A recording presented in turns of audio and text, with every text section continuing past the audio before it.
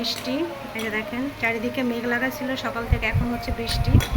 তো আজকে যেহেতু বৃষ্টি বৃষ্টি ওয়েদার, তো ভাবলাম কি রান্না করা যায়, তো ভাবলাম আজকে খিচুড়ি খাওয়া যাক। এই তো দেখেন আমি এখানে হচ্ছে খিচুড়ি চড়িয়ে দিয়েছি, সব কিছু মশলা দিয়ে একটু ভালোভাবে কষায় নিচ্ছি, নেওয়ার পরে পানি দিয়ে সিদ্ধ দিয়ে দেবো। তো অবশ্যই আমার খিচুড়ির ফাইনাল লুক দেখার জন্য ভিডিওর সাথে থাকবেন। ফাইনাল লুক, এই যে আমার খিচুড়ি হয়ে গেছে, প্রেশার কুকারে রাখছি, ঢালিনি কারণ ঢেলে নিলে ঠান্ডা হয়ে যাবে। যে ডিম ভাজি, এটা হচ্ছে আচার আর মরিচের ভর্তা, লেবু শসা, এটা হচ্ছে আলু ভর্তা। তো কে কে খিচুড়ি খাবেন দাওয়াত থাকলেও চলে আসেন দুপুরের।